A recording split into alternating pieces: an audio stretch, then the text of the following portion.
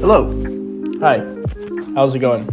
So, let's talk about cameras. Let's talk about rangefinder cameras.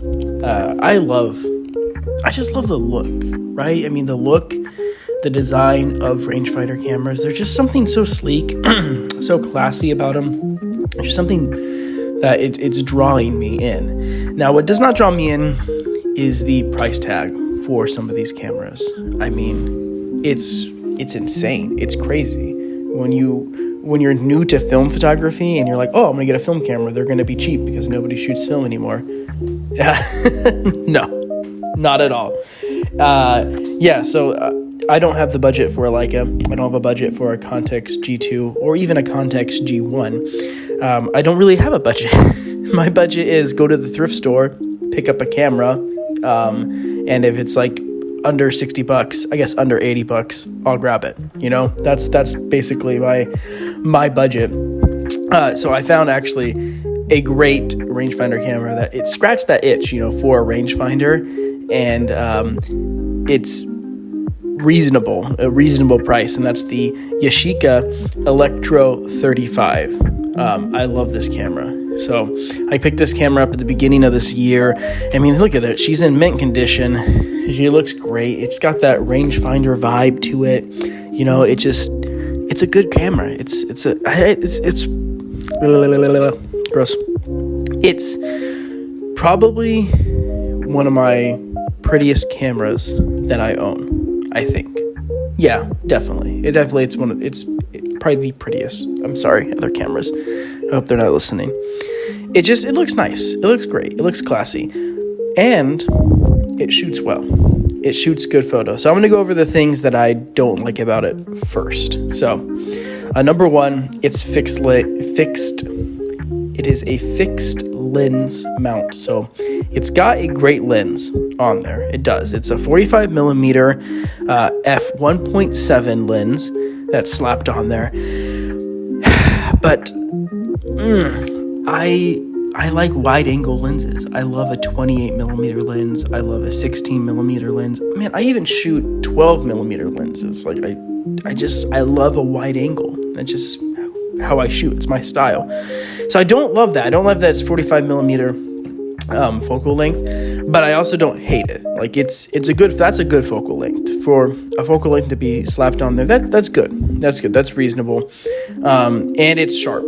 It is a sharp lens. So that's great. Another thing I don't love is that the ISO settings on here. So this isn't auto camera, it's semi-auto. You pick your aperture, and then the camera figures out your shutter speed. That's how this one works. You can go to bulb. It does have bulb mode on it, so you can go to bulb mode and control that. But other than that, it picks the shutter speed, and it's stuck. The highest ISO goes to is 400, which, you know, there's some fantastic film stocks out there like Cinestill 800T, Portra 800. That are, 800, not 400 ISO. But, however, I have shot Cinestill 800T through this camera, set to 400, so the camera thinking that it's 400 ISO, and it worked. And in fact, actually, some of my favorite images have come out of this camera shooting at the wrong ISO. So, ISO. I can't complain too much about that because it worked out in the end, but I'm just kind of nervous if it's going to keep working out. You know what I mean? Like it just was a happy accident that one time. But that's another problem. Third problem, final problem I have with it is the viewfinder is nice and bright. It's a good viewfinder, but the focusing rings, the focusing dial on there to get it all focused in, it's kind of dim. And by kind of dim, I mean it's super dim. I mean you can't even tell where it's at sometimes. So I shot this at night, and that was the most difficult focusing I've ever had in my entire career as a photographer. And that's not even an exaggeration. No, this thing it's so dim. You can barely see the bottom left corner of the focusing square. So that is a knock against it. That is a knock against it. But I still love this camera. I'm gonna still shoot with this camera. Everything else with it is great. I mean, I can't have all these problems with it, right? And there's these things that I wish were different. But at the end of the day, it's all about the kind of photos it takes, the results it takes. And the results speak for themselves. It takes some good photos. It takes some sharp photos. I really enjoy the photos that it makes. So this is a great alternate if you don't have that Leica money, but you really want to get a rangefinder camera. I would suggest a Yashica Electro 35. Now, this is the Electro 35. There's an Electro 35G, Electro 35 GT, Electro 35 GS.